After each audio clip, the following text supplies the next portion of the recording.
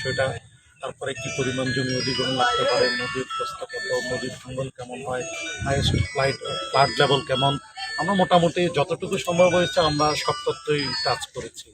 এখন আমাদের কাজ হলো একটা প্রাথমিক রিপোর্ট সাবমিট করা আর কি, জরিপের। তারপরে আমাদের ঊর্ধ্বতন কর্তৃপক্ষ এই বিষয়ে সিদ্ধান্ত নেবে, যদি প্রয়োজন হয় ফিজিবিলিটি স্টাডিতে যাবে বা ফার্দার যা যা অ্যাকশন নেওয়া দরকার তা হবে। বাট আপনাদের একটা সেতু দরকার, সে বিষয়ে আপনাদের সাথে আমরাও শতভাগ একমত। এটির সাথে আরেকটু যোগ করলে বলেন, আমাদের দক্ষিণ এশিয়ার মধ্যে সবচেয়ে পূর্ণভূমি হলো আমাদের এই শশিনা শরীফ। রামচন্দ্রদের শশিন হলো আমাদের দাদা পিসেবুদুর নামে, দাদা মরহুম হেসানুর রহমতুল্লাহ আল্লাহের নামে কিন্তু এই সেতুটা করার প্রস্তাব করছে মন্ত্রী মহোদয়, সংসদে উত্থাপন করছে। তো সেখান থেকেও আমাদের অনেক দুর্বলতার জায়গা।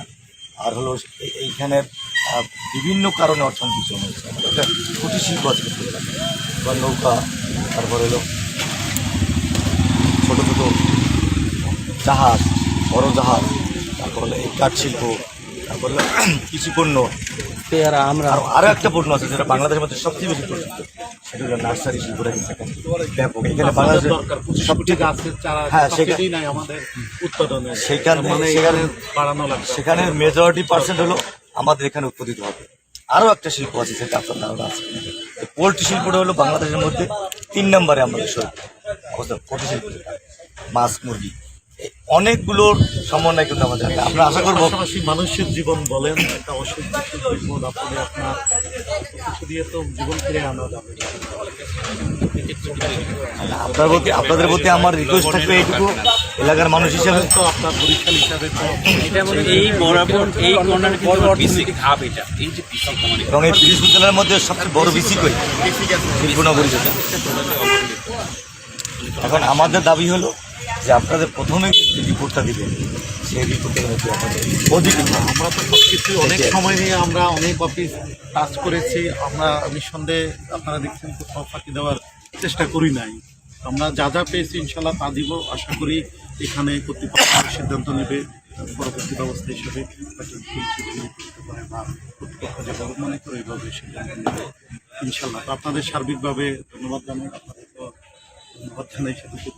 আমাদের ব্রিজের পাশাপাশি যেটা অর্থনৈতিক উন্নয়নে যারা এই অঞ্চলের যারা মানুষ সংগঠিত মানুষ, তাদের কর্মসংস্থান সব কিছু মিলে একটা সুন্দর রিপোর্ট দেবেন। আমি তো আজকে থেকে আমরা ব্রিজের বিষয়টাই দেখবো। বাট হয় কি, একটা ব্রিজ হয়ে গেলে এর পাশাপাশি অনেক মিনিস্ট্রির অনেক ফাংশন থাকে, যারা যেমন এখানে এক্সিস্টিং ফেরিঘাট আছে কর্মসংস্থান হারাবে।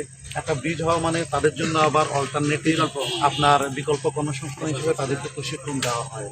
পদ্মাতে কিন্তু আমরা হিউজ প্রশিক্ষণ দিয়েছি আপনার, যারা ক্ষতিগ্রস্ত হয় তাদেরকে আপনার ক্ষতিপূরণ দেওয়া হয়। জমির পাশাপাশি যারা ইভেন অবৈধ বা খাসের জমি, তো যাদের ঘর বাড়ি আছে, ব্যবসা বাণিজ্য আছে, একটা চা দোকানদার আছে, তাকেও আপনার রিসেটেলমেন্টের আওতায় ক্ষতিপূরণ দেওয়া হয়। আর যখন একটা ব্রিজ হবে তখন ব্রিজ কেন্দ্রিক আরো অন্যান্য সংস্থা যারা আছে তারাও দেখবেন যে অনেক ডেভেলপমেন্ট অ্যাক্টিভিটিস অটোমেটিক্যালি আপনার চলে আসবে। তো ইনশাল্লাহ দেখা যাক। আজকের জন্য আমরা আবার একটু ওদিকে যাবো, যেতে হবে। সবারে ধন্যবাদ। আপনার পরিচয়টা একটু যদি। আমি ডেপুটি ডাইরেক্টর হিসেবে আছি বাংলাদেশ ব্রিজ অথরিটি। নামটা ঠিক আছে। আমাদের সাথে আছেন আমাদের নির্বাহী প্রকৌশলী আছেন, আমাদের engineer Mohammad Yusuf Harun, executive engineer আমাদের সাথে, আপনাদের ইউনো মহোদয় আছেন, assistant engineer Bangladesh bridge authority.